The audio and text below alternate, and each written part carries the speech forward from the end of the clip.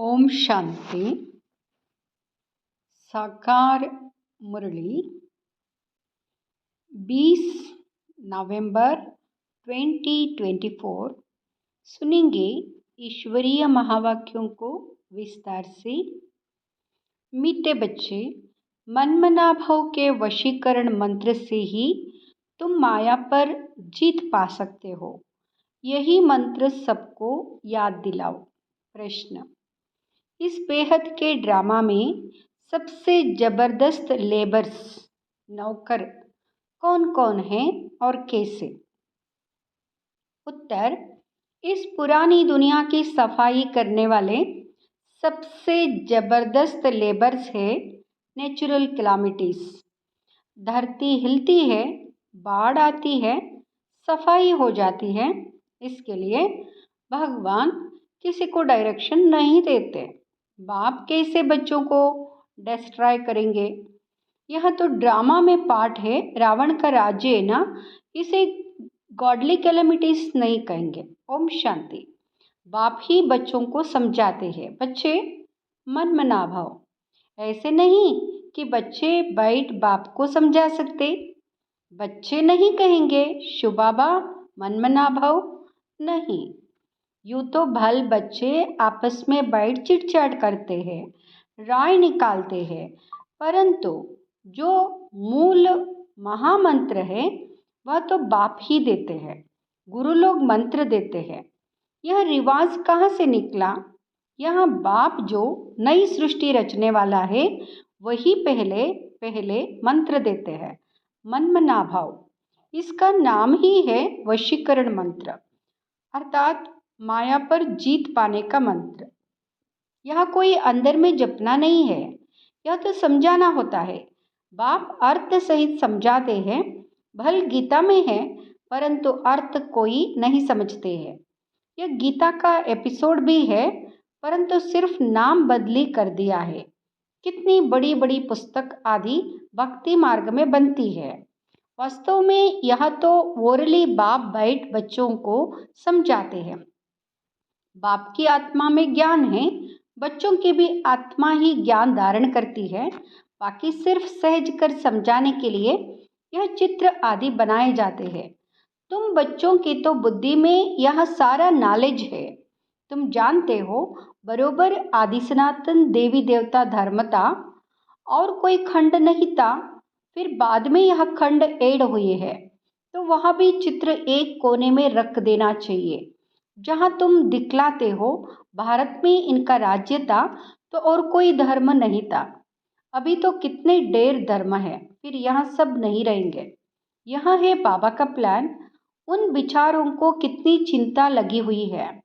तुम बच्चे समझते हो यह तो बिल्कुल ठीक है।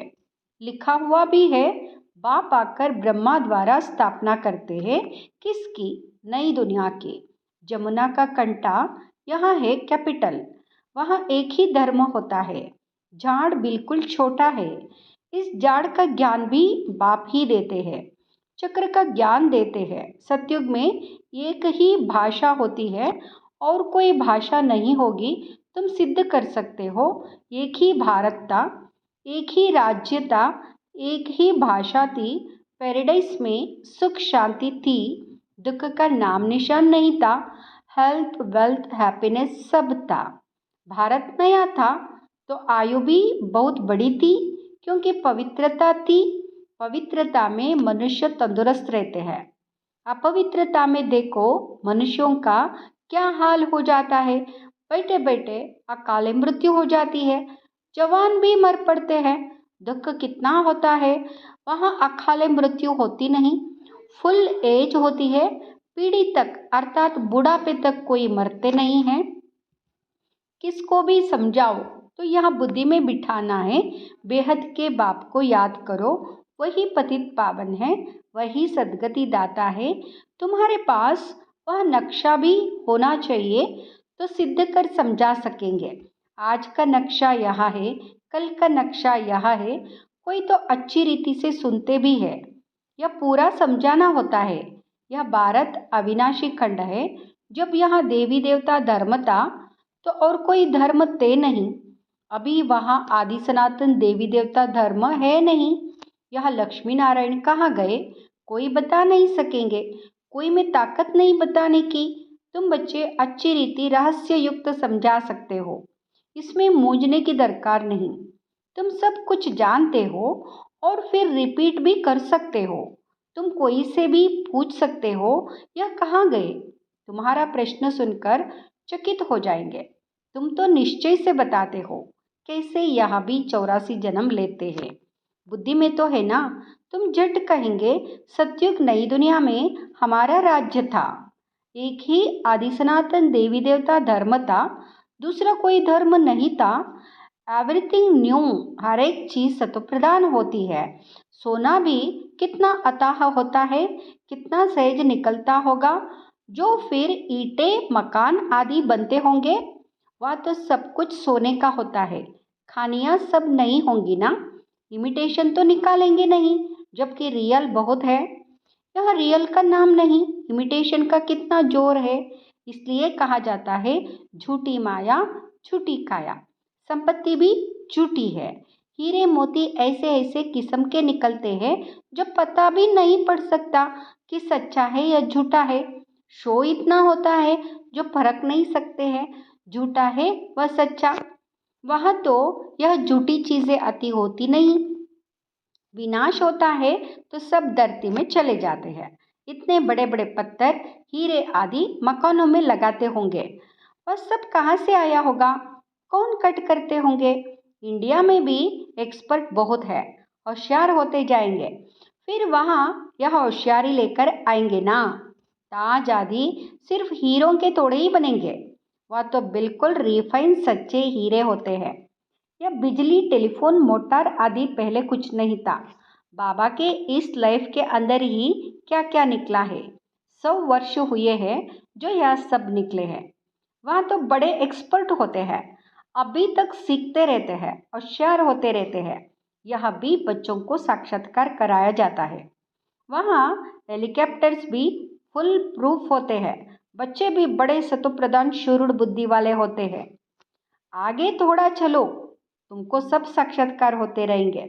जैसे अपने देश के नज़दीक आते हैं तो झाड़ दिखाई पड़ते हैं ना, अंदर में खुशी होती रहती है। अब घर आया कि आया, अभी आकर पहुँचे हैं। पिछाड़ी में तुमको भी ऐसे साक्षात्कार होते रहेंगे। बच्चे समझते हैं मोस्ट बिलेवेड बाबा है, वह है ही सुप्रीम आत्मा, उनको सब याद भी करते हैं। भक्ति मार्ग में तुम भी याद करते थे ना परमात्मा को, परंतु यह मालूम नहीं था कि वह छोटा है वह बड़ा है, गाते भी है चमकता है अजब सितारा ब्रुकुटी के बीच में, तो जरूर बिंदी मिसल होगा ना। उनको ही कहा जाता है सुप्रीम आत्मा माना परमात्मा। उनमें खूबियाँ तो सब है ही, ज्ञान का सागर है। क्या ज्ञान सुनाएंगे, वह तो जब सुनावे तब तो मालूम पड़े ना। तुम भी पहले जानते थे क्या, सिर्फ भक्ति ही जानते थे, अभी तो समझते हो वंडर है। आत्मा को भी इन आंखों से देख नहीं सकते हैं तो बाप को भी भूल जाते हैं। ड्रामा में पार्ट ही ऐसा है, जिसको विश्व का मालिक बनाते हैं उनका नाम डाल देते हैं और बनाने वाले का नाम गुम कर देते हैं। श्री कृष्ण को त्रिलोकीनाथ वैकुंठनाथ कह दिया है, अर्थ कुछ नहीं समझते हैं, सिर्फ बड़ाई दे देते हैं। भक्ति मार्ग में अनेक बातें बैठ बनाई है। कहते हैं भगवान में इतनी ताकत है, वह हजारों सूर्य से तेज है, सबको भस्म कर सकते हैं, ऐसी ऐसी बातें बना दी है। बाप कहते हैं मैं बच्चों को जलाऊंगा कैसे, यह तो हो नहीं सकता। बच्चों को बाप डिस्ट्रॉय करेंगे क्या, नहीं, यह तो ड्रामा में पार्ट है। पुरानी दुनिया खत्म होनी है, पुरानी दुनिया के विनाश के लिए यह नेचुरल कैलामिटी सब लेबर से, कितने जबरदस्त लेबर से। ऐसे नहीं कि उन्हों को बाप का डायरेक्शन है कि विनाश करो, नहीं। तूफान लगते हैं, फैमन होता है, भगवान कहते हे क्या यह करो, कभी नहीं। यह तो ड्रामा में पार्ट है। बाप नहीं कहते बाम्स बनाओ, यह सब रावण की मत कहेंगे, यह बना बनाया ड्रामा है। रावण का राज्य है तो आसुरी बुद्धि बन जाते हैं। कितने मरते हैं, आखिरी में सब जला देंगे। यह बना बनाया खेल है जो रिपीट होता है। बाकी ऐसे नहीं कि शंकर के आंख खोलने से विनाश हो जाता है। इनको गॉडली कैलामिटीज भी नहीं कहेंगे, यह नेचुरल ही है। यहाँ सब नेचुरल कैलामिटीज है। अब बाप तुम बच्चों को श्रीमत दे रहे हैं, कोई को दुख आदि देने की बात ही नहीं। बाप तो है ही सुख का रास्ता बताने वाला। ड्रामा प्लान अनुसार मकान पूरा होता ही जाएगा। बाप भी कहते यह सारी दुनिया पुरानी हो गई है, यह खलास होनी चाहिए। आपस में लड़ते देखो कैसे है, आसुरी बुद्धि है ना। जब ईश्वरीय बुद्धि है तो कोई भी मारने आदि की बात नहीं। बाप कहते हैं मैं तो सबका बाप हूँ, हमारा सब पर प्यार है।